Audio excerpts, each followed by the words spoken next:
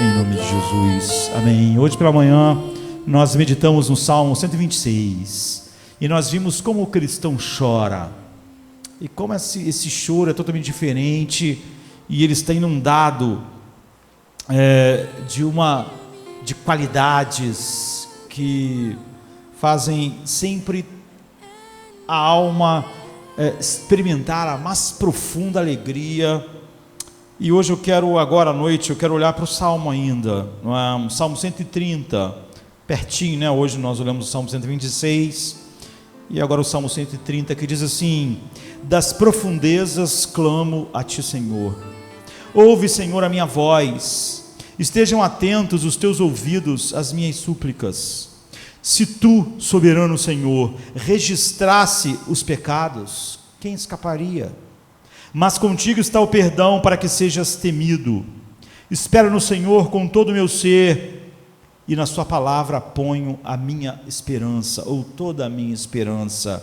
Espero pelo Senhor mais do que os sentinelas esperam pela manhã. Sim, mais do que os sentinelas esperam pela manhã.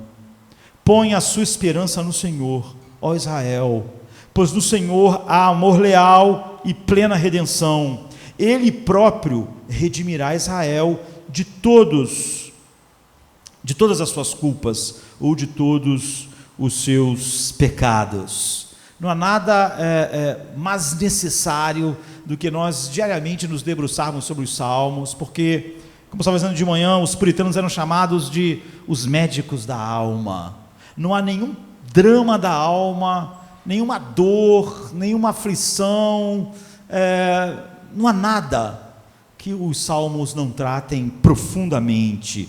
Eles são completos. É inacreditável que em 150 salmos, tudo aquilo que a alma humana é mapeada, e levada a encontrar descanso e cura e paz em Cristo. Mas há uma sinceridade nos salmos, há uma tendência nos círculos religiosos, nos círculos cristãos, porque não é o evangelho que é pregado, e porque você acha, as pessoas acham, grande parte das que se dizem cristãs, que elas são aceitas por alguma coisa boa que há nelas. Então as pessoas têm medo de admitir e enfrentar e olhar os sentimentos mais obscuros nelas, porque como você está tentando garantir a sua bênção diante de Deus, como você está querendo mostrar a espiritualidade às pessoas,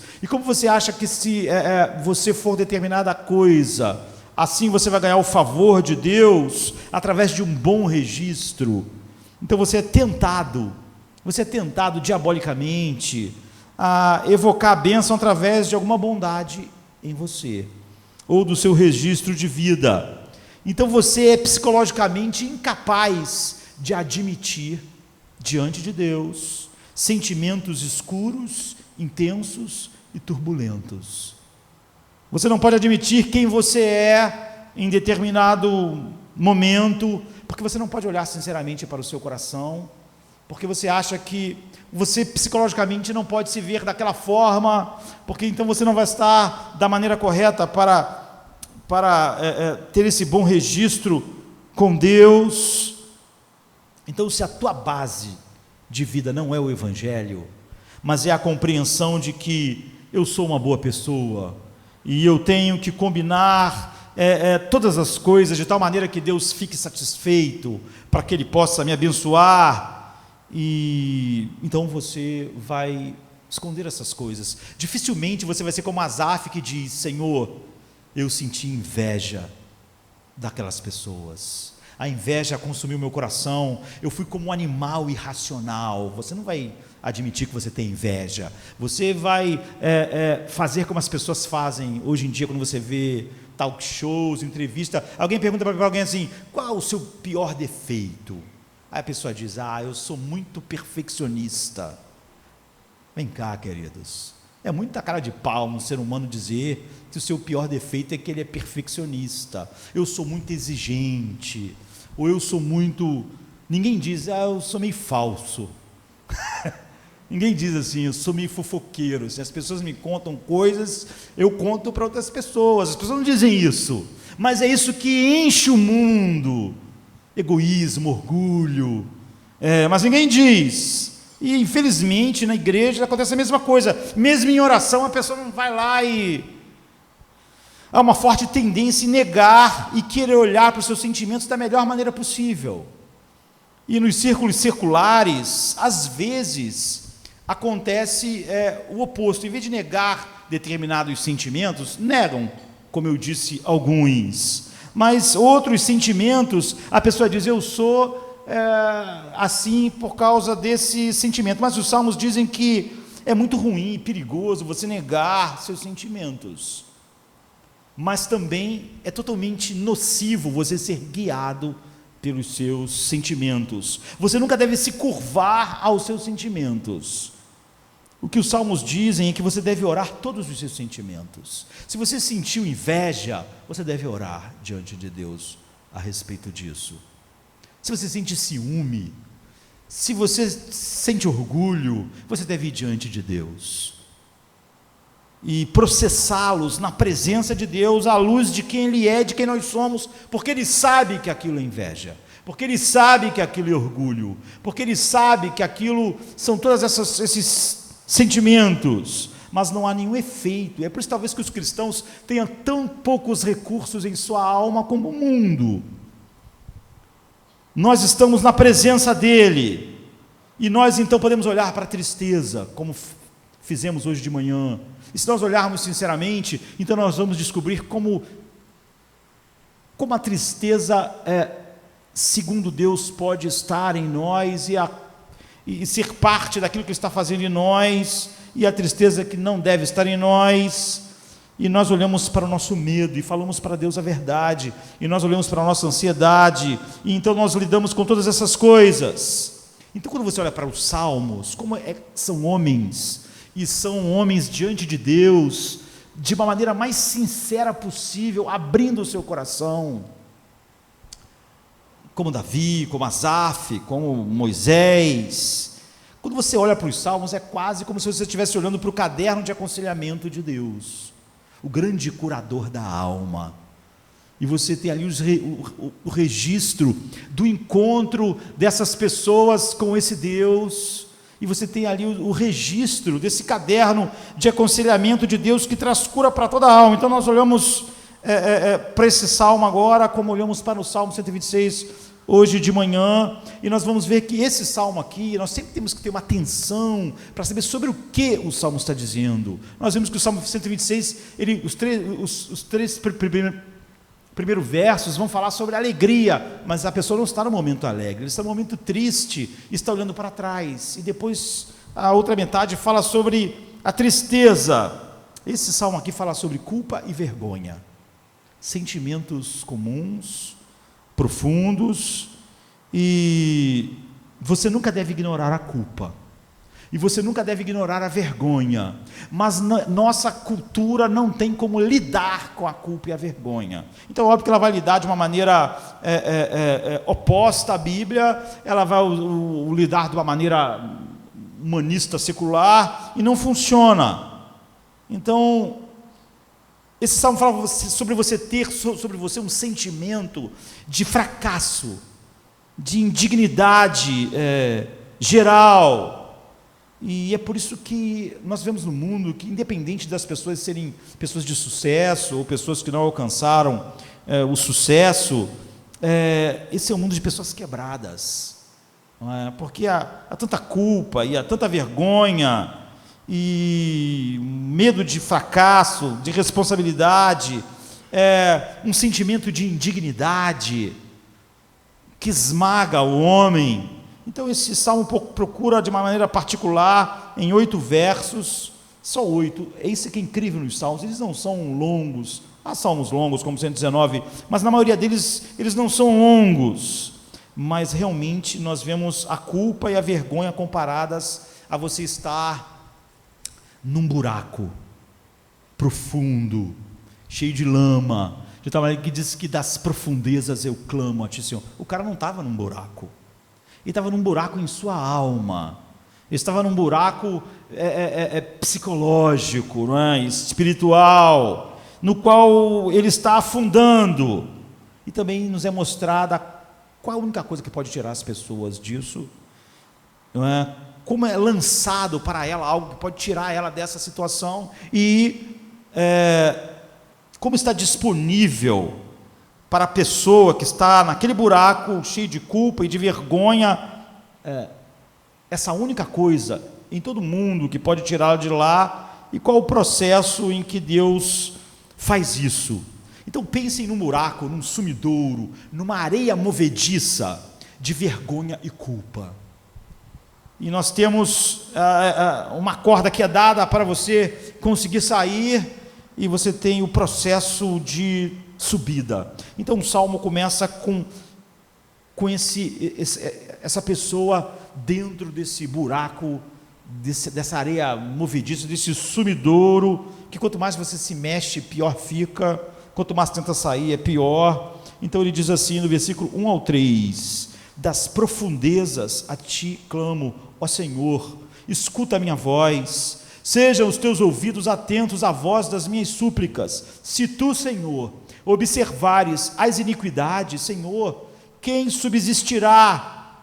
Então aqui é o começo do Salmo. O que ele está falando? Em primeiro lugar, ele está nessas profundezas, e é algo que surge em vários lugares na Bíblia. Por exemplo, no Salmo 69, diz assim: salva-me, ó Deus, pois as águas subiram até o meu pescoço. O cara não está morrendo afogado, ele está falando da sua alma. É assim que ele se sente, com a alma até o pescoço: eu vou morrer. Nas profundezas lamacentas eu me afundo, não tenho onde firmar os meus pés, eu entrei em águas profundas e as correntes me arrastam. Salmo 69, 1 e 2, você vê, é a mesma ideia. No Salmo 40, que é um salmo de gratidão, o salmista, que é Davi, diz, porque ele diz: ele ouviu o meu clamor, ele me tirou de um poço viscoso, de lodo e de lama, e pôs os meus pés sobre uma rocha, e me deu um lugar firme para colocar os meus pés. Nenhum desses salmos, como a gente viu, 40, e 2, o 69, o 130 e vários outros salmos, nenhum desses lugares o cara está realmente com água no pescoço, ou ele está num buraco cheio de lama, e as correntes de águas estão levando ele, e ele não tem onde firmar os pés. Não é nada que esteja acontecendo no mundo físico. O que está acontecendo aqui é que ele está falando psicologicamente, ele está falando do fenômeno que está acontecendo dentro dele, e não fora dele. Ele está falando sobre como ele se sente. É assim que eu me sinto, Deus, eu me sinto como se eu estivesse num buraco, eu me sinto como se eu estivesse preso por lama e lodo, e estivesse com essa lama e essa água já perto da minha boca, eu não tenho como sair. Quanto mais eu faço para me escapar, pior fica. Eu sinto que eu estou na areia movediça, eu sinto que eu estou num poço, num tremedal, às vezes a tradução é de lama, eu estou indo para baixo, e eu estou batendo as pernas, mas como não há nenhum lugar para firmar meus pés, nós sabemos que na areia movediça, num sumidouro, que é na verdade a palavra que está sendo usada, quanto mais você se bate, pior é. Mais você fica preso, e mais você afunda, porque não há nada para você se agarrar. Ele está dizendo: eu estou num buraco sem fundo, não há lugar para colocar o pé, não há nada para me agarrar, mas eu estou lutando, e quanto mais eu luto, pior, então eu vou morrer. Por isso que ele diz: das profundezas eu clamo a ti, Senhor, eu estou até o pescoço, não há muito tempo. Essa é a descrição da sua alma. Você vê essas pessoas, Davi, os filhos de Coré, eles não fingiam que isso não era uma realidade em determinado momento na vida deles. E é uma imagem muito vívida e clara, que emocionalmente todos nós podemos lembrar de momentos que nos sentimos assim, presos, em algo que está nos matando, nos sufocando. Então, no que é que esse salmista, que não sabemos o nome dele, nem todo salmo vem com o nome de quem o escreve, apesar de que quase sempre, porque quase todos os salmos são de Davi, muitos desses salmos são atribuídos também a Davi. Ele está afundando. No que ele está afundando? Porque não basta nós sabermos que ele está afundando, que há lamas que estão prendendo ele, que ele está tentando sair e que ele não consegue. Nós temos que prestar atenção, salmo a salmo, em cada lugar que isso apareceu. Eu mencionei o 69, o 42, mas nós temos que prestar atenção no que é que aquela pessoa exatamente está presa, está se afundando, e cada salmo vai contar a sua história. Como eu disse, os salmos são o caderno de aconselhamento de Deus, onde homens estão com suas almas expostas diante de Deus, e Deus irá curá-las, porque Deus nunca falha. Deus é o único, eu diria, curador de almas, de fato, não é? O grande psicólogo. E ele está afundando nesse salmo na culpa e na vergonha. E como nós sabemos disso? No verso 2 diz assim, de modo geral, quando você está num sumidouro, na areia movediça, quando você está se afogando, ou quando você está preso na lama, você pede o quê? Socorro, você grita socorro, socorro, misericórdia. Você clama por socorro, você está clamando por misericórdia. Ele não está clamando, o grito dele não é me salve, o grito dele é tenha misericórdia de mim. Então, quando nós chegamos no versículo 3, nós vemos por que ele está pedindo misericórdia, por que ele está sendo tragado por um sumidouro, e em vez de pedir simplesmente socorro, ele está pedindo misericórdia. O que não é tão comum. Quando você está se afogando no mar, você não pede às pessoas misericórdia, você pede para que elas te salvem, você grita por socorro. E ele diz, eu não posso me sustentar, por causa da sensação de peso do registro que está sobre mim. Eu estou afundando, porque é um registro. Ele diz assim, então, se tu, Senhor soberano, registrasse os pecados, quem escaparia? Como é que eu posso escapar? Você vê, ele está falando sobre culpa, vergonha, do registro dos seus pecados. Essa sensação de fracasso, essa sensação de indignidade, esse sentimento de autoacusação da nossa consciência, ele sente como eu estou afundando, eu estou sufocando na minha culpa, na minha vergonha. E isso está me matando, isso vai me matar, e quanto mais eu me mexo, mais eu afundo. Então, Deus, se tu registrares o pecado, quem vai sobreviver? Ou se tu observares, em algumas versões. Então esse homem está se sentindo tremendamente a sua culpa, e ele está sendo tragado por essa culpa, tragado por essa vergonha. E muitas pessoas da nossa geração, eles podem dizer, olha, isso são pessoas que viveram numa época diferente, onde as pessoas tinham uma visão do certo e do errado, diferente da nossa geração, do mundo que nós vivemos hoje. Então aquelas pessoas, elas viviam muito culpadas, porque elas tinham ideia dessas coisas nas quais a vida devia ser, e quando você não estava nelas, você podia sentir isso, mas hoje isso é tudo diferente. Nós vivemos num mundo pós-moderno, onde não existe o certo e errado, cada um define o seu certo e errado, portanto o senso de culpa vai ficando cada vez mais dormente, vai ficando cada vez mais anestesiado, porque cada um determina para si mesmo o que é certo e errado. Ou seja,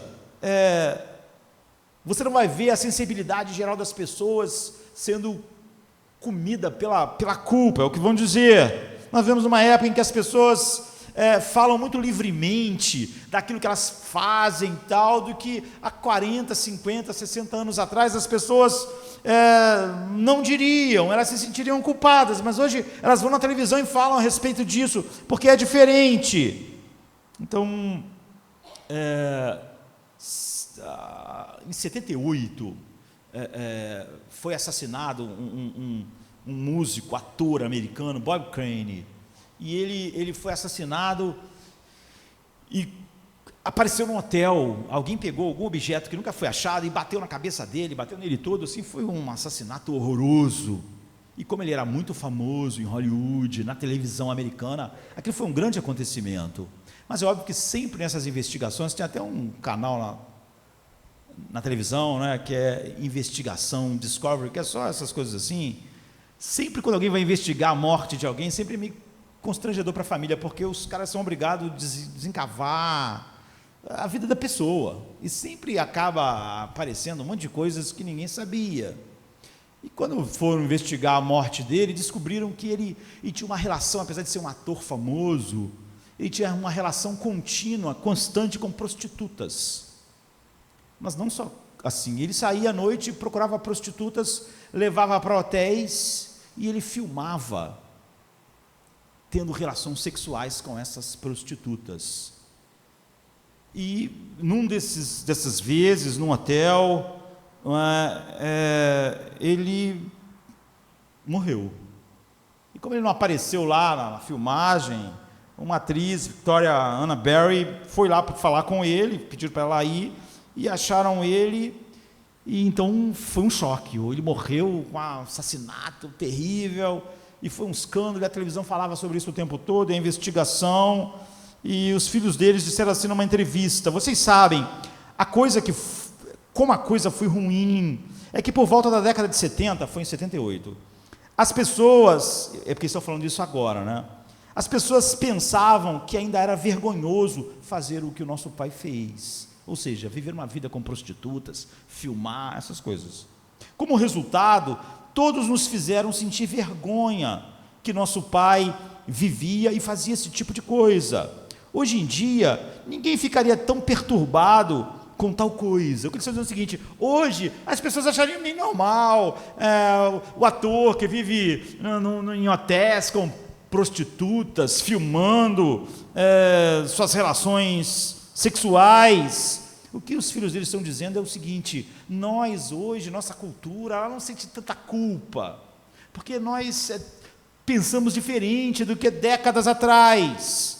O Salmo 130 é o que esses dois filhos dele estão dizendo. Está cada vez ficando mais desatualizado, porque ninguém está se afogando em culpa. Isso não acontece, porque a cultura mudou. Você decide o que é certo e o que é errado. Então, por exemplo, papai, ninguém ia ver como errado, era o jeito que ele resolveu viver. Ninguém está fazendo umas viagens de culpa, e o que é ensinado para nós hoje na escola, na televisão, em todo lugar é: não deixe sua cultura, não deixe seus pais, não deixe os seus amigos fazerem você se sentir culpado pelo estilo de vida, por aquilo que você faz. Você decide o que é certo e errado. Mas as pessoas, apesar de fazerem isso, elas continuam cheias de problemas. Você vê, o nosso mundo é um mundo mais cheio de ansiedades, mais cheio de suicídios, e nada isso realmente tirou o homem desse lugar. Isso parece verdade até onde vai, não é? De que nós vivemos numa era que as pessoas sentem menos culpa, mas nós percebemos que nas profundezas da alma humana, a nossa necessidade de expiação é muito grande, muito grande. De acordo com a Bíblia, essas profundidades emocionais, espirituais, essa sensação de estar afundando, que leva as pessoas mesmo as mais bem-sucedidas, a se sentirem tão miseráveis, tão dependentes de um monte de coisa para viver, dormir, ter tranquilidade. Ninguém produziu mais tranquilizantes e mais problemas sem fim, de ansiedade. É porque o homem continua sentindo que ele está caindo, que ele é indigno. Não é apenas estritamente falando sobre a culpa, mas há algo junto com a culpa que a Bíblia diz. Então há duas palavras na Bíblia que são muito sobrepostas. Elas andam juntas, mas elas não querem dizer a mesma coisa. Mas é quase difícil demais ver uma sem ver a outra. Uma está onde a outra não está. E uma delas é a culpa, que é o que as pessoas mais tentam matar. A outra é a vergonha. Então, num livro famoso de Dick Kane, chamado Além da Identidade, ele diz: se você olhar através da Bíblia, e se você olhar com cuidado, você vai ver que o oposto da culpa na Bíblia é inocente. Você é culpado ou inocente? Mas o oposto da vergonha na Bíblia é glória. Você vai estar coberto de vergonha ou coberto de glória? Porque Deus é esse ser perfeito, Ele é totalmente glorioso. E na culpa você está lidando com algo muito específico, muito específico. Apesar dessas duas coisas andarem junto, você quebrou uma regra e você se sente culpado, porque você quebrou uma regra. Você sabe por que você está sentindo aquilo. Eu fiz algo que eu não devia ter feito e eu então sinto culpa. É mais fácil você anestesiar a culpa fingindo que as regras fixas no coração do homem não são regras. Você pode, sei lá, começar a dizer para você que mentir é normal, para você anestesiar um pouco a culpa da mentira. Mas na vergonha é totalmente diferente. Na verdade, não é mais algo geral, não é, mas é ainda mais positivo. Porque na culpa você se sente mal por algo que você fez, por algo que você fez. Mas na vergonha você se sente mal por algo que você é. Então é mais profundo. Na vergonha eu sinto algo, eu sinto-me mal por algo que eu sou, É por isso que Adão, ele podia contar mentiras para Deus, para tentar aliviar a sua culpa, mas ele tinha que se tapar por causa da sua vergonha.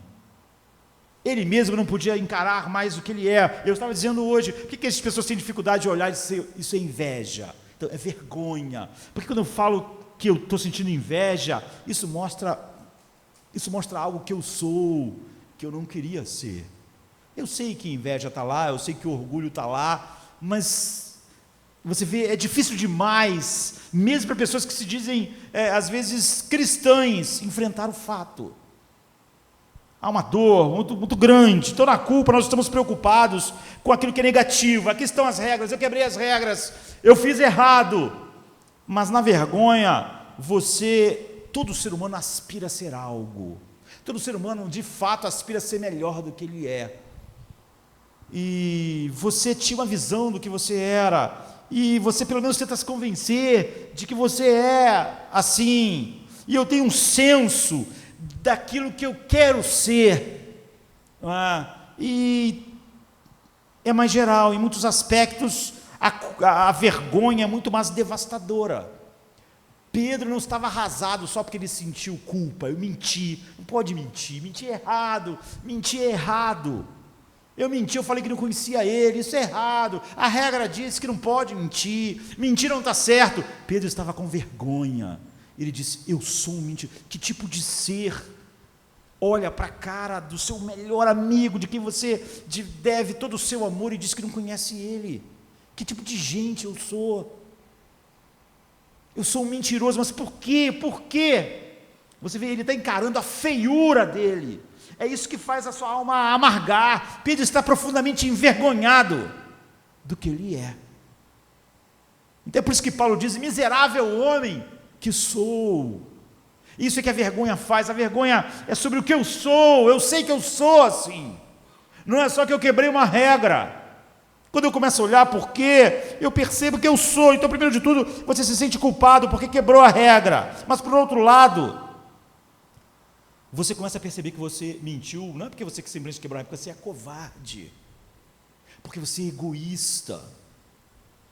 Porque você é uma pessoa não confiável. Porque você é uma pessoa horrível.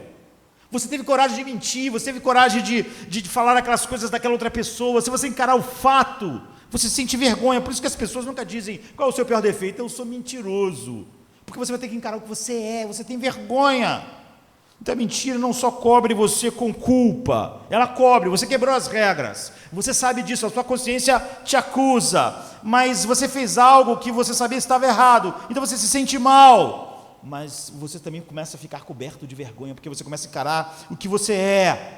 A vergonha diz isso, e você pensa, eu pensei que eu era melhor do que isso, eu pensei que eu era mais corajoso, eu pensei que na hora H de uma situação difícil eu ia ficar firme, mas quando eu tinha que manter a posição e perder o emprego, eu fui um covarde. Quando eu tinha que manter a posição, que eu andei 3 anos com Cristo, eu fui um completo covarde, e eu pensei que eu não era. Você, Pedro, quando disse para Jesus, eu estou pronto para morrer contigo, ele acreditava nisso. Ou seja, ele pensava dele melhor do que ele era. Então ele estava coberto de vergonha. Eu pensei que eu era mais corajoso, eu pensei que eu ia saber lidar com o medo, mas eu não lidei com o medo bem, eu sou um covarde. Então os autores modernos, os pensadores modernos estão reconhecendo o fato de que mesmo que você crie mecanismo, como a nossa cultura criou, para lidar com a nossa culpa e nos sentirmos menos culpados, dizendo que não existe certo e errado, e nós criamos as nossas regras, e as pessoas dizem isso, porque meus padrões morais dependem de mim, fica cada vez mais difícil alguém se sentir culpado. Eles dizem, contudo, isso não lidou em momento algum com o sentimento de vergonha. A pessoa pode dizer, eu não tenho os valores do meu pai, por isso eu sou assim, mas ele não consegue lidar com a vergonha. Em outras palavras, é fácil justificar o que você faz, mas não é fácil justificar o que você é. Nós podemos justificar qualquer coisa particular que fazemos. Você pode dizer, bem, isso é o que você acha que é errado, isso não está errado, mas não podemos nos livrar, quando as pessoas vão embora, do sentimento de vergonha, que pesa sobre nós. Então John Bradshaw, há uns anos atrás, um educador americano que morreu há 3 anos atrás, já velho, ele era especialista, em vício, recuperação, codependência, enfim. Ele escreveu um livro, Curando a Vergonha que Prende Você, ou que vincula você. E quando ele escreveu esse livro, o que aconteceu? Voou das prateleiras, porque todo mundo quer lidar com a vergonha que te prende, que faz você sentir como essa pessoa no Salmo, eu estou num sumidouro. E muitos anos atrás, muitos anos antes de John Bradshaw, Franz Kafka, que é um dos maiores escritores, de todos os tempos, e apesar de não ter vivido muito, talvez ele não seja tão conhecido hoje, porque nenhum livro dele vai virar filme da Disney, vai virar filme de cinema. É denso demais, é profundo demais, toca nas feridas mais profundas do homem. E ele diz assim num diário dele: o problema que as pessoas modernas têm agora é que nos sentimos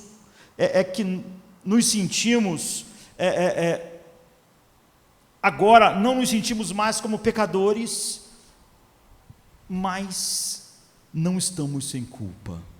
Ou seja, é estranho, isso não faz sentido. Se ele tivesse dito, olha, nós sentimos culpados, mas nós não acreditamos no pecado, seria mais fácil. Mas o que ele está dizendo, eu quando li pela primeira vez isso, quando era garoto, adolescente, ali, quando li as obras de Kafka, eu pensei, não faz muito sentido, não é? Mas o fato é que Kafka tinha uma mente mais profunda do que a minha, e percebia as coisas mais profundamente, e ele era mais esperto. Ele está dizendo assim, olha, nós nos sentimos como pecadores mais, mesmo que nós tenhamos nos livrado da culpa, nós não nos livramos da vergonha. Agora nós estamos com um enorme problema, porque a gente sente que a gente não é mau e nem pecador assim, mas a vergonha continuou lá.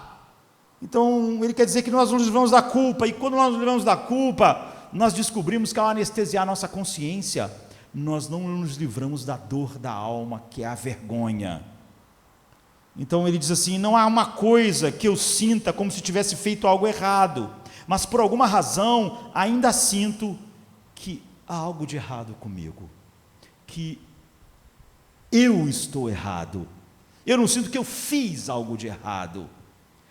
Então, nós acabamos com o pecado, mas nós continuamos nos sentindo não mais culpados, mas a vergonha, porque, como eu disse, a vergonha eu sinto pelo que eu sou, e ele está dizendo, nós continuamos sentindo que nós não somos o que devíamos ser, não alcançamos as aspirações que nós temos para nós mesmos.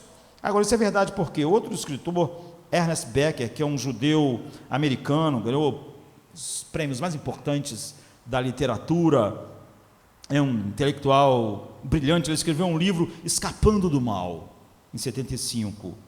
E a pergunta que ele estava fazendo, apesar de não ser cristão, era: de onde vem o mal?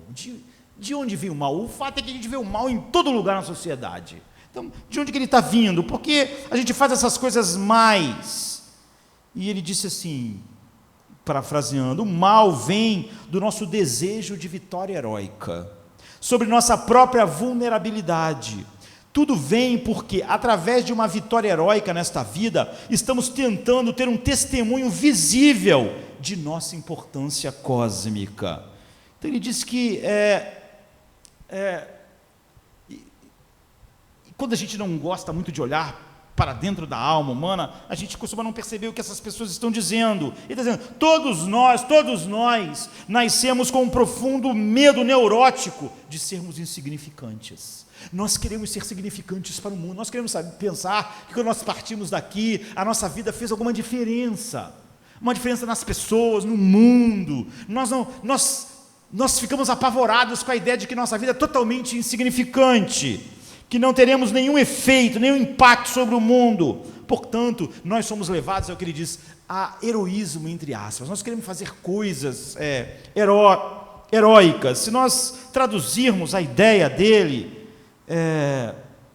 aqui está o que esse homem que não tinha nenhuma visão bíblica de Deus está dizendo. Você vê como ele foi agudo. Ele diz: há uma coisa que eu sei que é absolutamente certa. Se você tem uma boa família ou uma família ruim, se você tem uma boa educação e bons pais, ou então o oposto, todo mundo cresce com a sensação de que somos insignificantes. Todo mundo está crescendo com a sensação de que não temos importância. E ele diz: nós aspiramos profundamente a fazer algo duradouro, algo... por isso ele usa essa expressão, nós aspiramos o heroísmo, e é por isso que as pessoas que alcançam o maior patamar na vida, ele diz, elas continuam mal, e você não entende por que elas estão mal, e ficam para baixo, deprimidas, e algumas delas se matam, é porque elas continuam percebendo que são insignificantes, que todo aquele sucesso, que toda aquela coisa que as pessoas têm delas, elas estão vendo elas mesmas, e elas continuam sentindo essa insignificância. Então é interessante, ele diz que a fonte do mal no mundo é exatamente a nossa necessidade de fazer algo heróico, de conseguir mostrar que nós não somos insignificantes. E para lidar com o fato de que nos sentimos muito insignificantes, ele está dizendo: não importa o quanto você tem de se livrar das regras, como a nossa cultura tenta, dos regulamentos, porque você pode se livrar da ideia de culpa, no fundo, mas todos nós sentimos que nós precisamos ser corajosos, sermos bons, sermos íntegros, não sermos covardes, não sermos centrados em nós mesmos, que nós precisamos fazer grandes coisas. Ou seja, todos nós precisamos sentir, como Pedro sentiu enganosamente, que ele era corajoso, que ele podia ir com Cristo até a morte, e sabemos que ficamos aquém da glória. Ele diz: todos nós sabemos, quando nós estamos sozinhos, nós podemos ser um grande sucesso, e ele é um grande sucesso, um escritor de grande sucesso. Ele diz: todos nós, quando estamos em nossas casas sozinhos, nós sabemos que nós não somos, estamos muito aquém, nós continuamos insignificantes, nós estamos aquém da glória. Então glória é o que? Peso. Glória quer dizer peso. Nós sabemos que não temos peso, que não temos significado, e que vamos passar, e não temos então valor, então nós afundamos. Não importa as nossas grandes realizações, não importa se eu ganhei o prêmio Pulitzer, não importa, eu estou afundando, todos nós estamos, não há dúvida em minha mente, e certamente não deve haver dúvida na mente de nenhum de nós, que apesar do fato de que as pessoas cada vez menos são capazes de identificar que elas são culpadas, porque elas têm obliterado as suas consciências, elas têm negado a verdade nela, o sentimento de vergonha é enorme. É por isso que a coisa que o ser humano mais odeia é isso: não me julgue, porque ele sabe que quando as pessoas olham para ele de verdade, elas veem a sua insignificância. Elas não veem o heroísmo que elas queriam, elas estão cobertas de vergonha. Por isso que nós inventamos o politicamente correto, todo mundo falando coisas bonitinhas que todo mundo sabe que não é verdade. só para as pessoas conseguirem lidar com aquele monte de mentiras que elas inventaram, porque a sensação de afundar sobre não ser bom o suficiente, não somos um ser humano bom o suficiente, não somos pais bons o suficiente, não somos mães boas o suficiente, não somos amigos bons o suficiente, nós sabemos que nós não somos nada grande o suficiente, e olhando ao redor e comparando-se com as outras pessoas, nós estamos fazendo isso o tempo todo, para quê? Para tentarmos nos sentir um pouco melhor, tentarmos nos livrar um pouco da vergonha. Não é estranho? Durante os últimos 80 anos, tudo que nós temos feito é afrouxar os padrões morais. Tudo que a sociedade tem feito. Nós temos gastando bilhões, os governos, os bilionários, a mídia, dizendo, você tem que decidir o que é certo e o que é errado. Essa semana eu estava vendo uma atriz pornô que se suicidou, e estavam lá investigando por quê, e acharam, porque ela não podia mais conviver com aquela vida, mas ela disse um monte de entrevistas que aquilo era normal, que não tinha nada de problema nenhum, mas é óbvio que aquilo a afetava profundamente, nem todos vão fazer o que ela fez, mas todos estão lutando com isso, ela sentia que o ser humano foi feito para algo maior. Então a maioria das pessoas faz, pelo menos no Ocidente, pelo menos na cultura secular, ocidental, no mundo todo, mas aqui mais, essa força para acabar com todos os padrões morais, mas está todo mundo afundando, está todo mundo deprimido, está todo mundo se sentindo mal, está todo mundo se sentindo irrealizado, está todo mundo se sentindo no buraco. Nunca houve problemas tão grandes psicológicos, e é a geração que tem o maior conforto, a maior expectativa de vida, mesmo quando vai morrer, tem como morrer sem sentir as dores e as agonias das outras gerações. Eles ainda estão indo para as profundezas, indo para o buraco, e Becker está certo, como Franz Kafka, tão certo, mesmo sendo escritores seculares, eles estão olhando e vendo a realidade. Ele está dizendo, os dois, mesmo sem culpa, nós estamos cobertos de vergonha. Na verdade, sem culpa, a vergonha se tornou pior, porque quando Pedro estava sentindo vergonha, ele sabia por que ele estava sentindo vergonha. Eu menti, eu traí ele, mas quanto mais nós destruímos a ideia de culpa, mais nós ficamos sem explicação pela vergonha. As pessoas se sentem mal, e elas não sabem identificar por quê. Porque, de certa forma, é pior, você está afundando na vergonha, afundando com esse sentimento geral de indignidade, de futilidade, e a tua vida está indo para o fim, ela não tem um impacto, sem importância, sem glória, e você já não sabe mais identificar as razões exatas, é um mal geral, a pessoa às vezes nem sabe explicar, porque a vida é assim.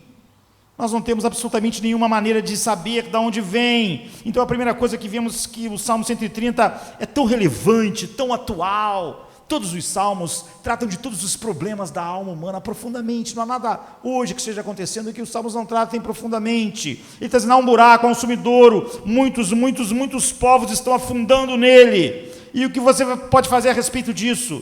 O que podemos fazer a respeito da culpa e da vergonha que esse homem diz, eu estou afundando, Deus.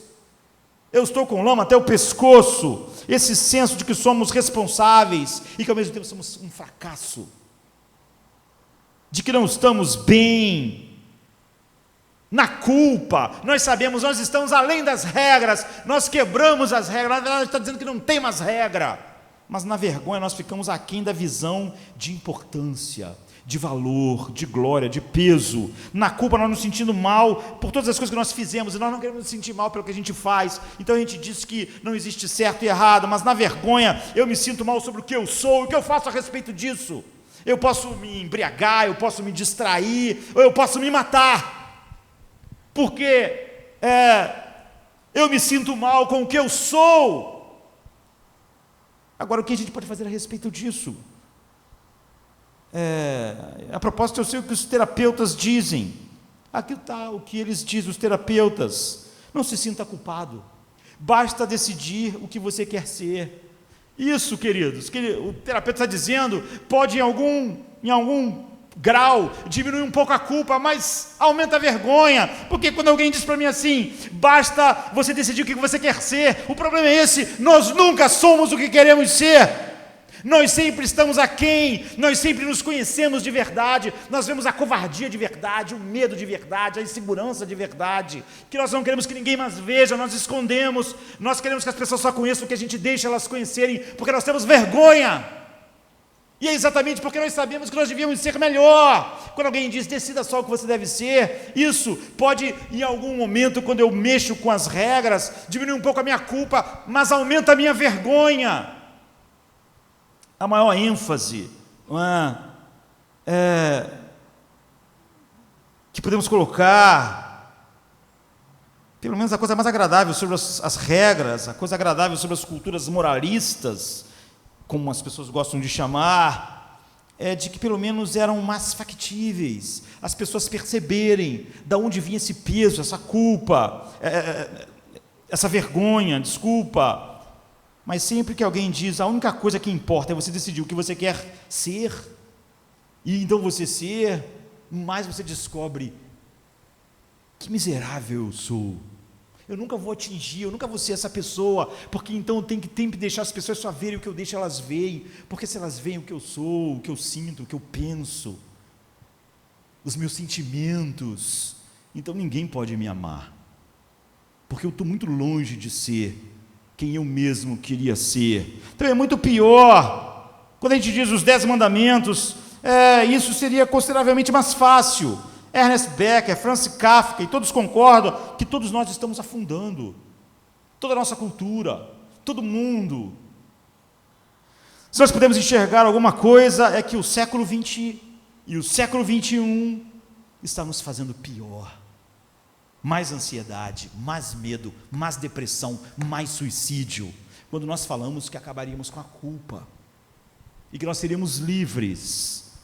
Então o que fazer a respeito disso?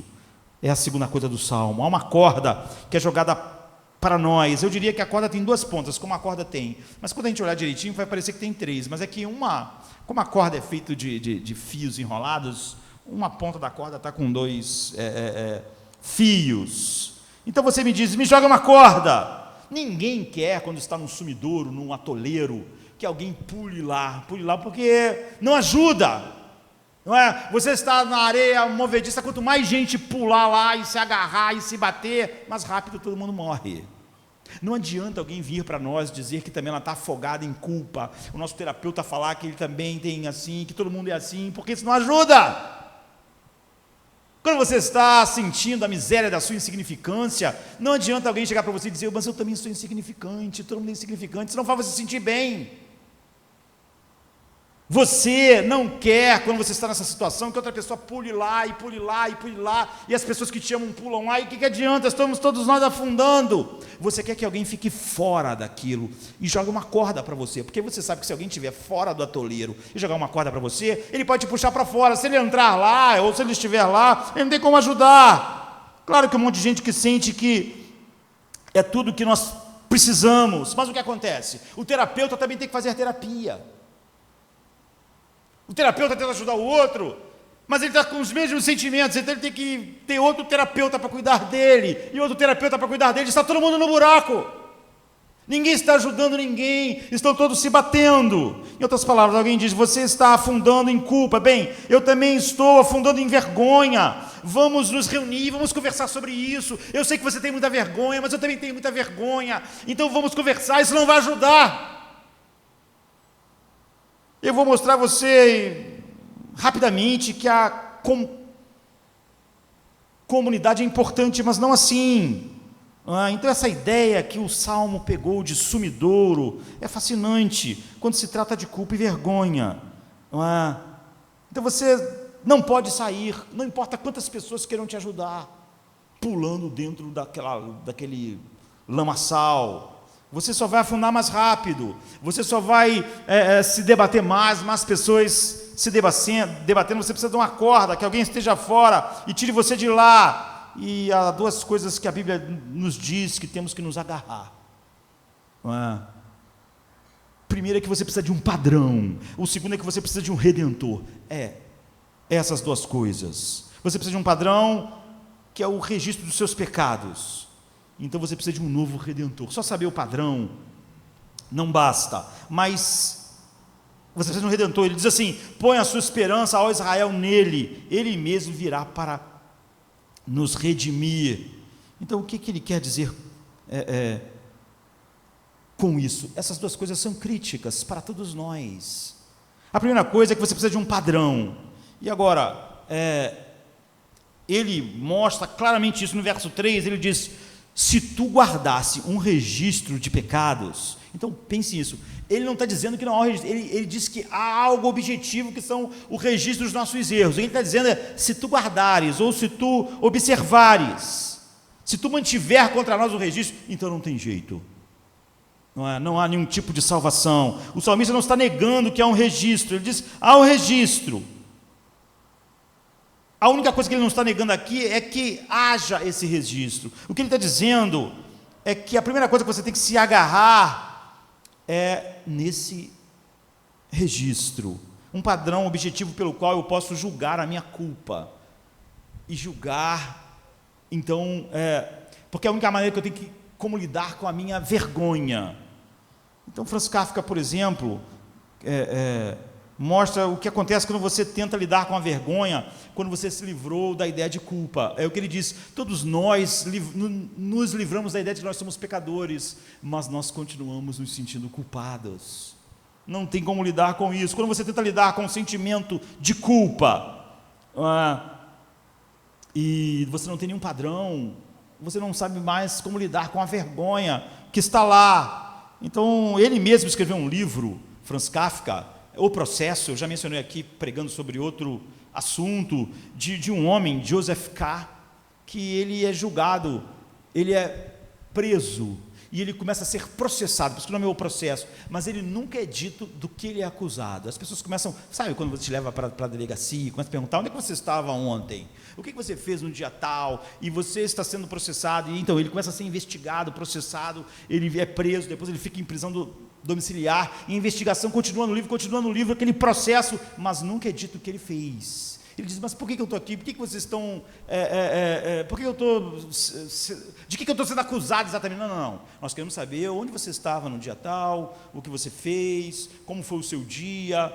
E ele vive essa agonia, e ele fica muito tempo nesse processo, às vezes preso, às vezes em prisão domiciliar, aquelas audiências sem fim. Esse livro foi publicado em 1925, e é incrível. Como eu disse, isso nunca vai sair num filme da Disney, no cinema, por causa dessa som da alma, de uma maneira dura e difícil. Nunca é dito a ele qual é a sua culpa. O Franz Kafka está falando exatamente isso, essa sensação de vergonha, mas eu não sei exatamente, mas por quê? Eu não sei mais, eu bani o pecado, a ideia de pecado, mas eu me sinto indigno, eu me sinto essa vergonha, e isso continua até que no final, quando ele pensa que vai ter a resposta, uma das pessoas que interrogam ele e mata ele, e ele diz: eu morri como um cão. Franz Kafka está dizendo: todos nós morremos assim, com esse sentimento de culpa, de indignidade, de que nós não fomos quem é, mas nós não entendemos o processo, nós já não sabemos mais do que nós somos culpados, mas há uma vergonha em nós, há aspirações em nossos corações, e nós sabemos que nós não somos o que devíamos ser, nós temos que esconder das pessoas. Então, Joseph K. sempre fica pensando: será que eles descobriram aquele troço do imposto de renda? Ele não sabe, então ele fica pensando de tudo que ele já fez. Será que eles descobriram aquela vez que eu fiz aquilo? Mas não pode, ninguém estava lá. Será que foi aquela trama que eu tive? Mas eu não botei isso em prática. O que eles querem? Por que eles estão fazendo isso? Então, Kafka está dizendo: essa é a pessoa moderna. E o problema é que as pessoas modernas têm agora é que nos sentimos ainda como pecadores, embora nós tenhamos acabado com a culpa. Ou seja, nós sabemos que pesa algo sobre nós e que nós não somos dignos, mas nós acabamos com a culpa, então nós não sabemos mais. Todo esse livro dele é para mostrar um pouco isso. Então aqui está o problema, nós chamamos isso de complexo hoje. Nós demos outro nome a essas coisas, a essa coisa que o ser humano está sentindo, esse monte de coisas que ele já não sabe mais ligar a fatos perfeitamente. Nós chamamos isso o quê? De má criação. Nossos pais, nós psicologizamos a vida. Nós sociologizamos a vida. Foi a maneira com que eu fui criado, foi o ambiente, foi a sociedade. Nós fazemos tudo o que podemos, mas a sensação de condenação, de fracasso, de estar aquém, nós continuamos sentindo. É que está a razão. Quando você sente culpa ou vergonha, você tem que tomar uma decisão e resistir ou concordar com esse sentimento. Cada vez que você sente vergonha, você tem que poder dizer: essa vergonha está errada, ou ela está certa. E para você saber lidar com isso, você precisa de algo objetivo. Todo mundo vai ter que concordar com isso. A ideia da nossa sociedade que nada é certo e errado e não existe culpa é ridícula, não é? E a ideia de que quando você se sente culpado, você não devia ouvir isso, é uma ideia que todo mundo de fato não acredita. Por exemplo, Hitler em algum momento se sentiu culpado? Será que em algum momento do que ele estava fazendo, ele pensou: isso não está certo? Ele devia então dizer o quê? Não existe certo e errado em frente? Ou teria sido muito bom se ele pensasse: isso não está certo, eu não posso continuar? Todos têm que dizer: era melhor que ele tivesse seguido o sentimento dele de culpa. Não foi certo ele ir em frente e matar aqueles 6 milhões de judeus e 50 milhões de pessoas morrerem por causa das ideias dele. Se ele sentiu em algum momento culpa, ele devia seguir a culpa. Então, a ideia de que o homem não deve ouvir o seu sentimento de culpa e ir em frente é ridículo. Mas nós sabemos que nem toda culpa está certa. Há culpas em nós que são falsas culpas. Então, como é que eu vou saber se a minha culpa é verdadeira ou se é uma falsa culpa? Nós, como eu disse agora, não gostamos de julgamento. É um mundo psicologizado. A primeira coisa que o cara vai dizer para quem está lá é dizer: olha, não vou fazer nenhum julgamento moral sobre o que você vai me contar, não é? Mas nós não concordamos de fato que as pessoas devem resistir toda a culpa. Nós achamos que se alguém está indo para assassinar alguém e sente: poxa, acho que eu não devia fazer isso, ele devia seguir esse sentimento de culpa dele e não matar a outra pessoa. Ninguém vai dizer: não existe certo e errado, não siga o seu sentimento de culpa, vá lá e mate, porque se você acha que isso é certo, então é certo. Então, se Hitler sentiu culpa, nós queríamos que ele tivesse pensado: algo errado, eu vou mudar, mas ele não fez. Então nós concordamos que existe culpa boa e culpa ruim, porque você pode se sentir culpado porque teu pai queria que você tivesse uma grande carreira e ficasse nos primeiros lugares e fosse um grande em alguma coisa, e hoje você não é, e você pode se sentir culpado por causa disso. Então essa não é uma boa culpa. O mundo diz para você que você tem que ser determinado tipo de pessoa, ter determinado tipo de sucesso, ter determinada quantidade de dinheiro, morar no endereço tal, e se você não morar, você pode se sentir um fracasso, se sentir culpado, e essa culpa ela é falsa. Você vê, nem toda culpa realmente é boa num mundo caído. Hoje as pessoas tentam nos fazer culpados. Por exemplo, eles falam que é discurso de ódio. Se você fala que um homem nasce homem, mulher nasce mulher, a sociedade pula em cima de você para fazer você se sentir culpado, como se o seu pensamento não fosse evidente, racional, e o irracional seja o que ele está dizendo. Mas você vê, há pessoas que vão se sentir tão pressionadas e culpadas que vão começar a dizer a mesma bobagem. Portanto, é óbvio que a culpa que são erradas, e as pessoas então são motivadas pela culpa, pela sua tentativa de senso de importância na cultura. Ele é motivado por uma falsa culpa a abraçar algo que ele mesmo sabe ser irracional. Então, cada pequena coisa que incomoda, cada pequena coisa que faz incomoda a gente, nem sempre está certo. O grilo falante, né, que é meio a consciência assim, do Pinóquio, ele nem sempre está certo. Nossa consciência nem sempre está certa para ser nosso guia. Nossa consciência não é nosso guia, ela tem que ser instruída pela verdade de Deus. A gente vê como algumas pessoas lá em Corinto se sentiam mal por comer uma carne e sacrificava ídolos. Paulo disse: se vocês fossem maduros, vocês iam comer. Essa culpa, ela não é a culpa verdadeira. Então como é que nós podemos nos livrar e julgar isso? A única resposta é que você tem que ter um padrão objetivo. Se você não acredita que há alguma maneira de julgar o seu sentimento de culpa, então você não tem como lidar com a vergonha. Porque você não vai ter como dizer qual é a culpa verdadeira, qual não é, qual que eu devo seguir, qual eu não devo seguir. Mas você precisa lidar com isso, então você precisa de um padrão. E é o que o salmista está dizendo: Senhor, se tu mantiveres o registro, quem vai subsistir? Mas lá no original mesmo, há outras versões que estão mais de acordo, que diz: se tu observares os pecados. O hebraico sempre é mais antropomórfico, mais pictórico do que a linguagem em português.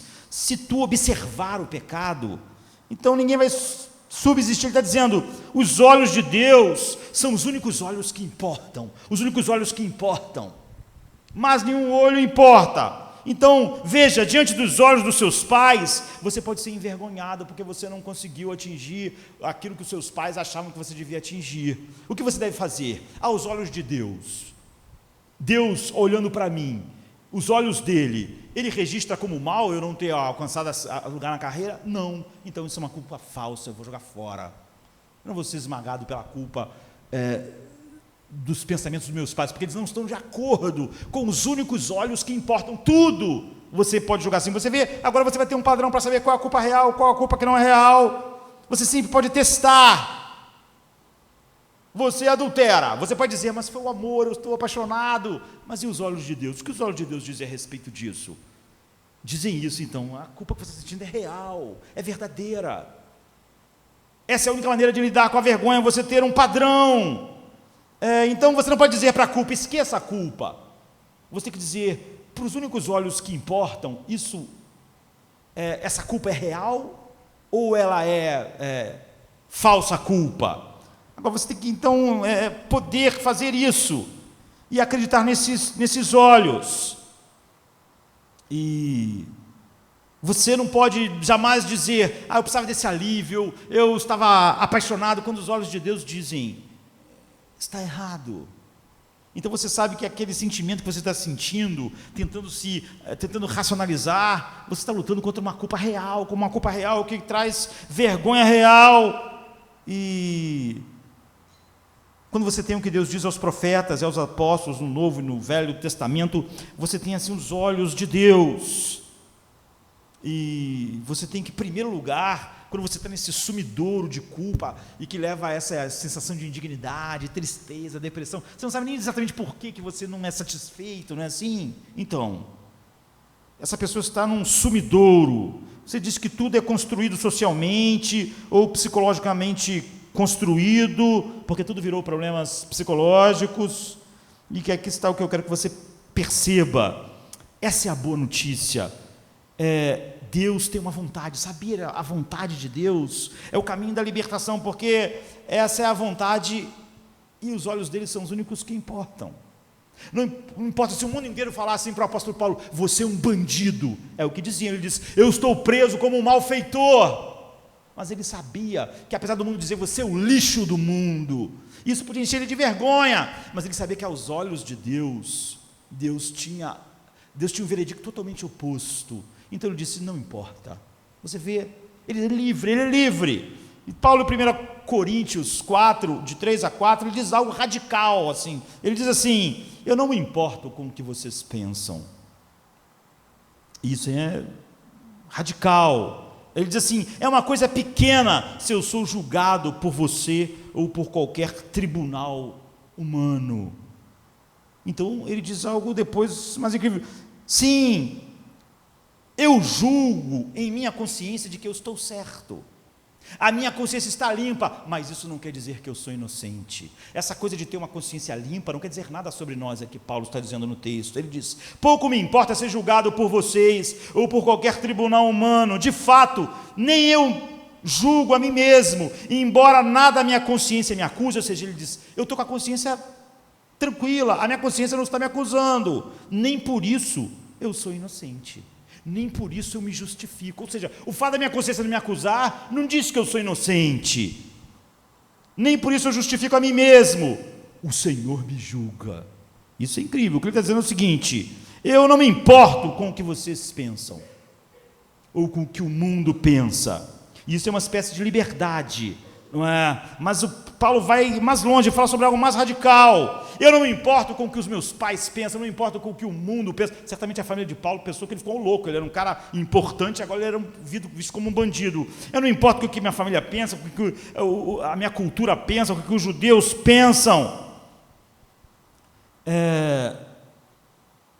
Mas isso não é suficiente, isso não nos livra da vergonha. Ele diz algo mais radical, ele diz assim: eu também não me importo com o que eu penso.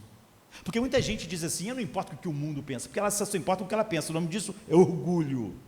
O que Paulo está dizendo é o seguinte: o que o mundo pensa não é o padrão para mim, mas eu também não me importo com o que eu penso, porque o que eu penso também não é o padrão. Você vê que o que ele está dizendo que não se importa com o que as pessoas pensam, não é porque ele é orgulhoso. Então eu não me importo com o que eu penso também. A minha consciência não me acusa, mas isso não faz de mim inocente. Então há muitas pessoas que fizeram coisas terríveis e suas consciências estão limpas. Vai ver, Hitler podia dizer isso: eu não sinto nada na minha consciência. Então, Paulo diz: eu não sinto nenhuma acusação na minha consciência, mas isso não me faz inocente, porque o que vocês pensam não importa, mas o que eu penso também não importa. Só uma coisa importa: o que Deus pensa sobre isso, só isso importa. E se você acredita que em algum lugar há um conjunto de olhos que são os únicos olhos que importam, você agora tem algo para se agarrar no meio do sumidouro e saber tudo que é verdadeira culpa, tudo que é falsa culpa, e você está livre da sua própria consciência quando ela te acusa falsamente, ou você está livre da sua própria consciência quando ela diz que está tudo bem, quando não está. Então como você vai ficar livre sem essa primeira ponta da corda? É impossível, esse padrão. Mas no verso 13 ele diz que isso não é suficiente, porque ele diz: Senhor, nós temos o padrão agora, o meu padrão aos teus olhos, mas se tu observares o mal, quem vai subsistir? Quem vai estar dentro do padrão? Quem não será condenado?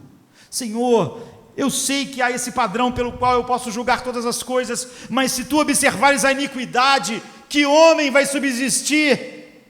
Quem vai escapar da vergonha? Essa é a primeira ponta da corda, mas tem que ter uma coisa a mais, porque só isso não é o suficiente. Em outras palavras, eu posso começar realmente a olhar para a tua lei, e é o que eu tenho feito, e eu começo a sentir a razão, não só da culpa, mas da vergonha profunda. Mas como eu posso ser livre disso? Só com isso. Então ele diz a segunda coisa. Há uma segunda coisa que você tem que acreditar. Você tem que ter esse padrão que julga todas as coisas, para você saber se é uma falsa culpa, se é uma verdadeira culpa. Mas a segunda coisa que você tem que ter é o que está no versículo 7 e 8, que diz: ó Israel, espere no Senhor. Depois no versículo 8, porque Ele mesmo vai redimir Israel de todos os seus pecados. Só Ele pode lidar com isso. Então, por que ele está dizendo espere no Senhor? Israel, não espere no Senhor. Você já viu como isso é repetido na Bíblia? Como é repetido? Espere no Senhor, espere no Senhor. Só Ele pode redimir, só Ele pode lidar com a culpa, só Ele pode lidar com o mal que não simplesmente é quebrar regras, é o mal que Paulo disse: miserável homem que sou, é o que nós somos que nos envergonha. Quem pode lidar com isso? Você tem que ter aquela ponta para você poder julgar se essa vergonha é verdadeira ou falsa. Não é a ponta os únicos olhos que importam. Não importa os olhos do mundo, não importa os meus olhos, meu pensamento, não, só o que Deus pensa, só o que Deus diz. Mas só isso não me salva, porque se Deus agir somente pelo que Ele vê, e Ele vê, então Ele diz: se tu observares a iniquidade, quem vai subsistir? Então, várias vezes como pastor, eu já conversei com pessoas que estão dizendo: eu estou afundando na culpa, eu estou afundando no desespero, eu me sinto mal, eu sinto a minha indignidade. E você pode dizer para essas pessoas um monte de coisas que parecem agradáveis: eu te amo, nós te amamos, você não pode ficar assim, olha, você tem que sentir a maneira com que Deus olha para você. E essas pessoas, você pode dizer: olha, Cristo morreu, e falar todas essas coisas, mas você vai ver as pessoas falando uma coisa meio irracional, que é: eu não posso me perdoar. eu não posso me perdoar. Isso é sem sentido, porque você só pode perdoar quem você ofendeu, e se sentir ofendido por você mesmo é totalmente ridículo. Um ser humano não pode se perdoar, não é? Então, mesmo se ele se perdoasse, ele estava fazendo uma insanidade, não é? Você não pode se perdoar, mas também você não pode sofrer com a ideia de que você não pode se perdoar. Então, você pode dizer para ela, mas Deus te perdoa, mas ela vai continuar com esse problema. E se você falar com ela mais da lei de Deus, ela vai se sentir mais no buraco, como esse homem. Se tu observares a iniquidade, quem vai subsistir? Mas se tu falar mais do amor de Deus, simplesmente, ela afunda mais devagar do que quando você coloca só a lei. Mas ela ainda afunda. Por quê? Porque é o que o salmista está dizendo aqui, porque na verdade ela diz que não se perdoa, mas isso é só um jogo de palavras. O que ela está dizendo é que Deus não é minha esperança. Você pode dizer que Deus é tudo isso, mas não era nele que eu esperava. É por isso que a pessoa continua afundando. Na Bíblia, a esperança é a base do seu futuro. Quando aquilo que você espera está lá diante de você, então tudo está bem, mesmo que tudo esteja difícil hoje, amanhã vai estar tudo bem. Naquilo que eu espero, eu vou alcançar, então está tudo bem. Então como é que você lida com aquilo que o Becker diz? Você lida com isso, com esse sentido de indignidade, de não ter importância, de não ter impacto, de não ter peso. Você lida com esperanças, não é?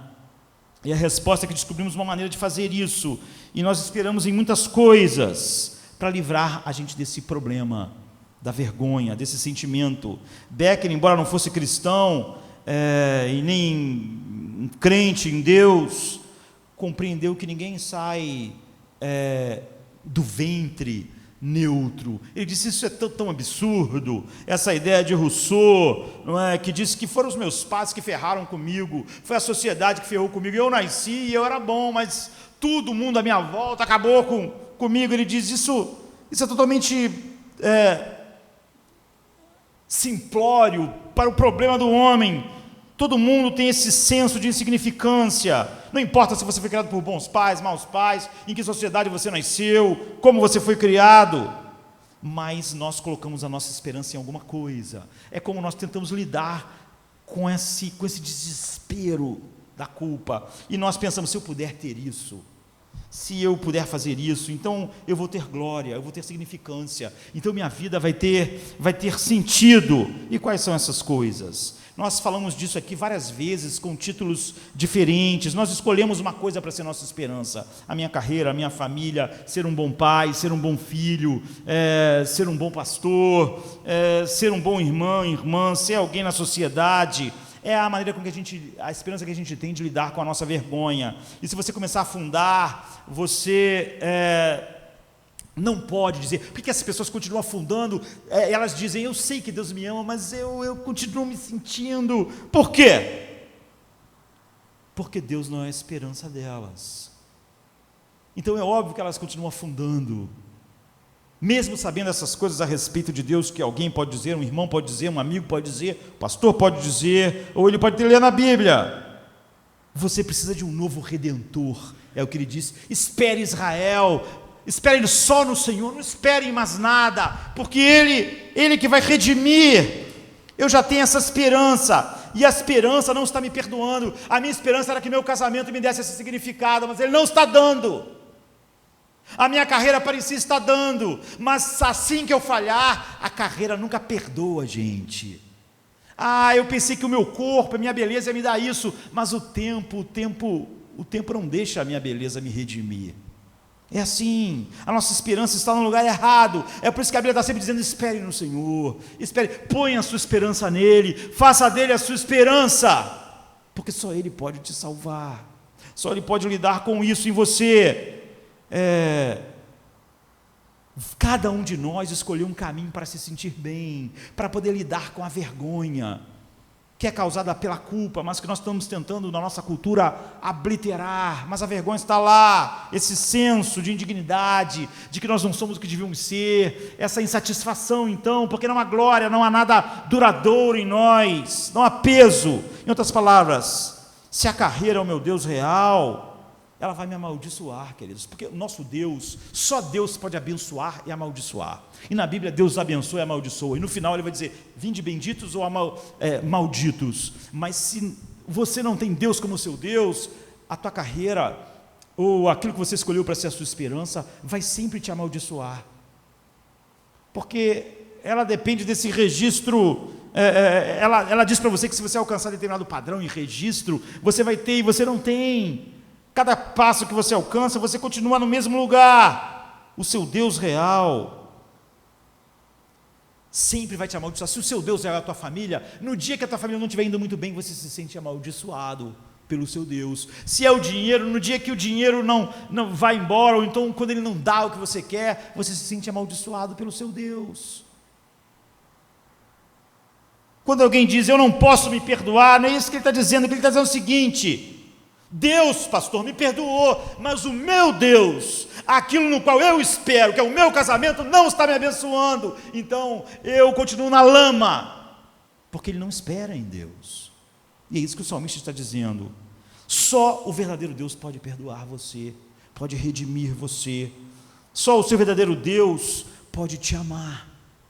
Então o verdadeiro problema é que Deus, o Deus bíblico, não é o seu Deus. E é por isso que você pode dizer, eu sei que Jesus, é comum na igreja, né? Eu sei que Jesus morreu por mim, eu sei que Deus amou, mas eu ainda, mesmo assim eu estou mal, eu não consigo. É porque ele está dizendo que sabe, mas Deus não é o Deus dele, nem a esperança dele. Ele está se sentindo mal porque o Deus dele está amaldiçoando ele. Ele esperava tudo em alguma coisa, e esse Deus não está abençoando, está amaldiçoando ele. Essa é a razão pela qual você está afundando num senso de indignidade e de desespero, e é por isso que a nossa cultura está mergulhada em desespero, apesar de toda a evolução tecnológica.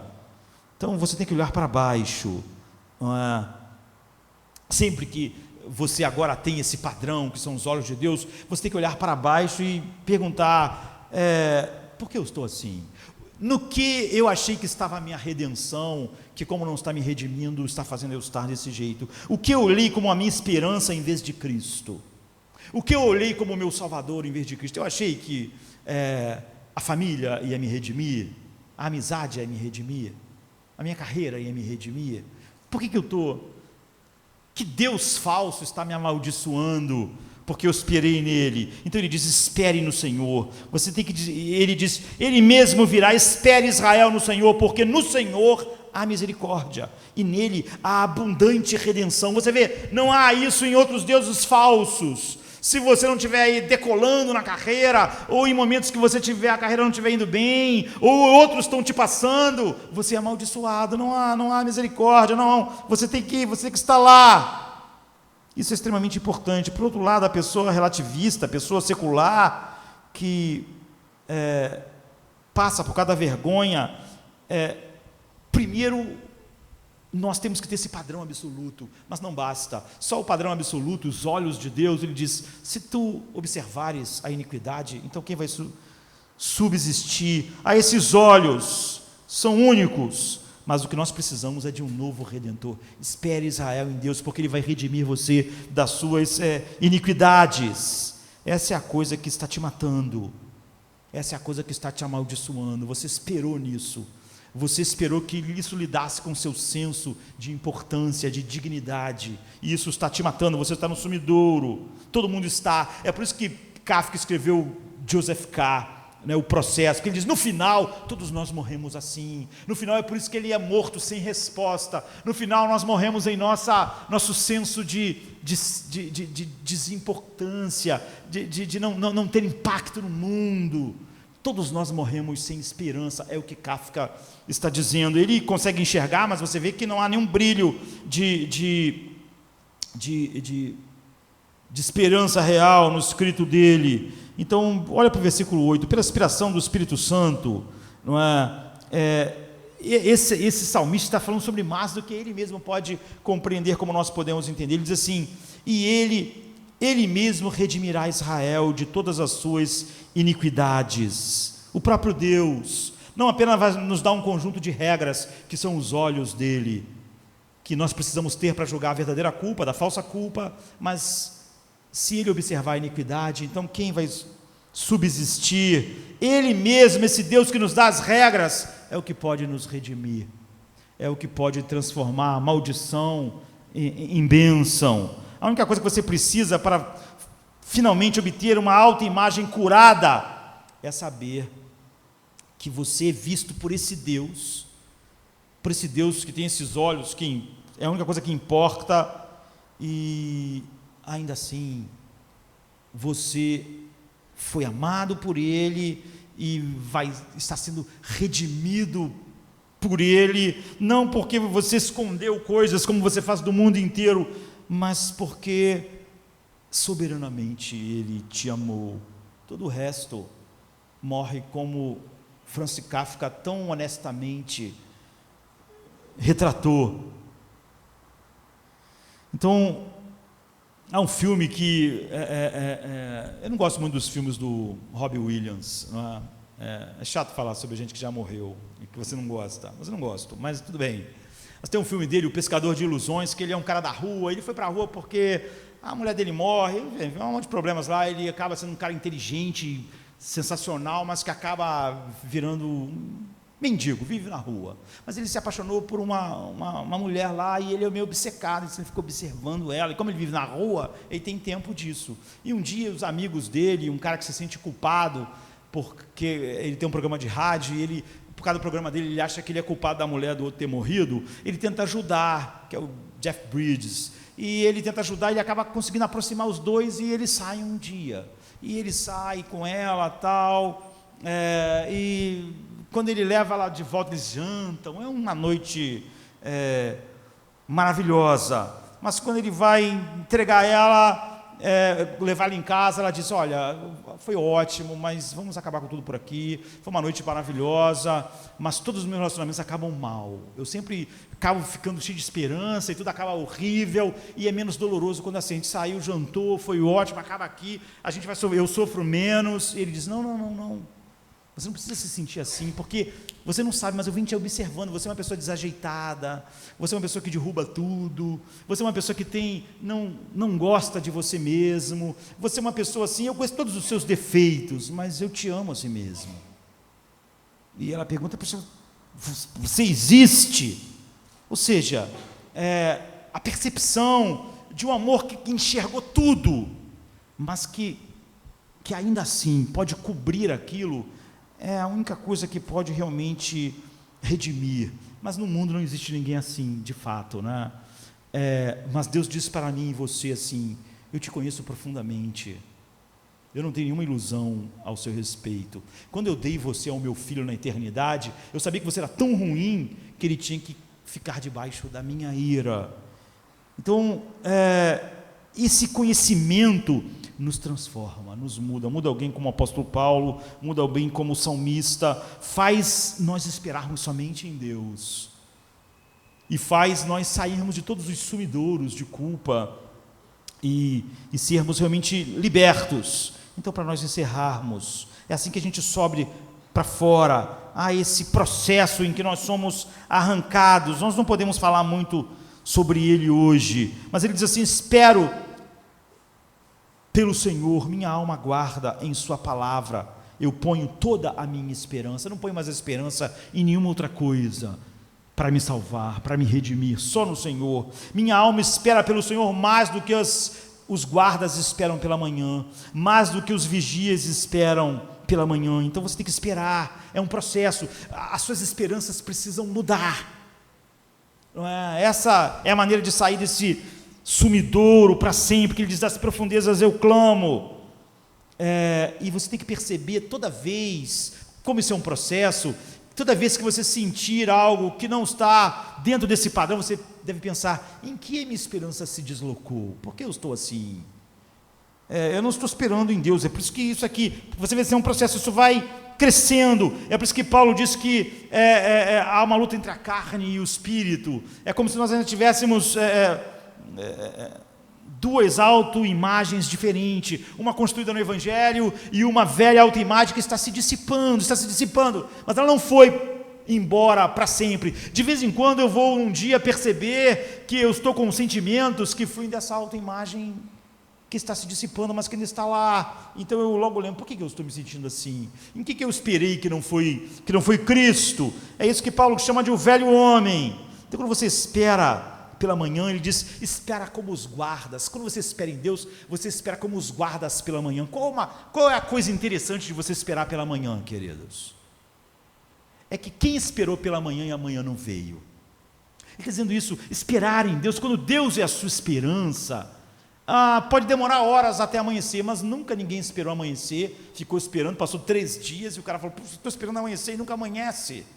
Então, esperar em Deus é como os guardas esperam pelo amanhecer, apesar de poder demorar um pouco, dependendo da hora que é, amanhã chega. É impossível esperar em Deus e você não obter aquilo que essa esperança traz, como é impossível o guarda esperar pela manhã e amanhã não chegar, e é óbvio que isso te leva para a comunidade. Você vê que em vez de você ter outras pessoas que pulam lá com você dentro do buraco para tentar te salvar, elas estão no buraco também. Isso é que o ser humano está, mas você está no meio de pessoas que estão segurando a mesma corda. Em vez de encher a sua mente com ideias totalmente deslocadas da realidade, que não ajuda elas, nem vai ajudar você, elas estão com a mesma esperança que você. Isso é maravilhoso. Ele fala a respeito disso, de você esperar com o povo de Deus. A autoimagem cristã é um paradoxo, então, de humildade e ousadia. Se você tentar salvar você mesmo, você vai ter esperança enquanto você acha que vai conseguir, e vai ficar despedaçado quando você sentir que a coisa está indo embora. Você vai se sentir ousado quando você estiver indo bem, mas você não vai ser humilde. Mas quando você está sendo resgatado por Deus, você vê a razão porque Paulo disse, eu não me importo com o que você pensa. Ele está sendo ousado. Não me importa com o que ninguém pensa. Isso é ousadia. Mas quando ele diz, eu também não me importo com o que eu penso, isso é humildade. Só o Evangelho pode fazer você humilde e ousado. Porque outras coisas podem até fazer você fazer ousado. Tu está ganhando muito dinheiro, você fica um cara ousado, mas você é orgulhoso. Ou então o dinheiro todo vai embora, aí você fica fica humilde, mas então você não é mais ousado, não é? Você está meio arrasado. Mas o Evangelho não, ele faz você ser ousado. Eu não importo o que o mundo pensa, mas eu também não importo com o que eu penso, e ser humilde ao mesmo tempo. Então esse salmo tem um dos versos mais preciosos para mim em toda a Bíblia. Ele diz, contigo está o perdão, para que sejas temido. O temor envolve admiração, envolve gratidão, envolve respeito. Você vê, contigo está o perdão, e isso gera em nós um santo temor. Nós sabemos agora que por causa do teu filho ter sido esmagado, os teus olhos nos observam, mas tu não observa a nossa iniquidade, tu observou a nossa iniquidade nele, e como nós esperamos somente em ti, nós não precisamos estar no buraco, no sumidouro da vergonha e da culpa. Nós sabemos da culpa, e nós compreendemos a culpa, e podemos acertar as coisas, mas nós sabemos que não há redenção nisso, porque se tu observares, todos nós continuamos fora daquilo que os teus santos olhos estão vendo de realidade em nós, mas tu mesmo que observa isso, nos amou e nos redime. Então tu trata da culpa e da vergonha, mas cada dia mais eu fico livre das outras coisas que eu esperava, e eu espero no Senhor.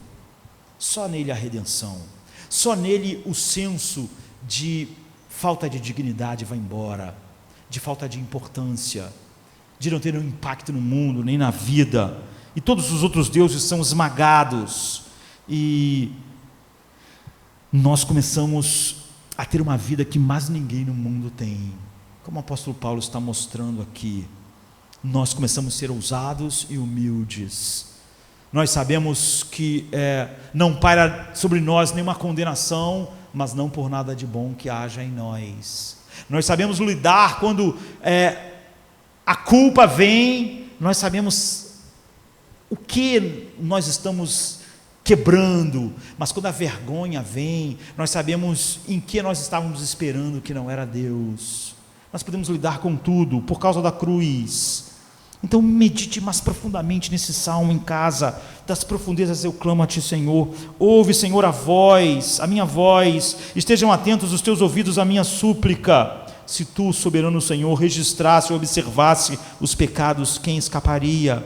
Mas contigo está o perdão para que sejas temido. Espero no Senhor com todo o meu ser, e na sua palavra eu ponho toda a minha esperança. Não ponho mais nada a não ser em Deus a minha esperança. Espero pelo Senhor mais do que os guardas esperam pela manhã. Sim, mais do que os guardas esperam pela manhã. Ponha a sua esperança no Senhor, ó Israel, pois no Senhor há um amor leal e há uma redenção plena. Ele próprio vai redimir Israel de todas as suas culpas, do seu pecado e, portanto, de toda a sua vergonha. Vamos ficar de pé. Come to me, you weary one, and I will give you rest.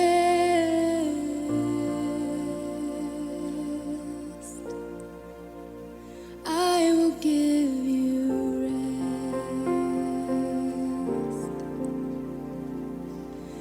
Come to me, you weary ones, and I will give you rest. Jesus. I will give you rest. For my yoke is easy, and my burden is light. Take me upon you, and I will give you rest.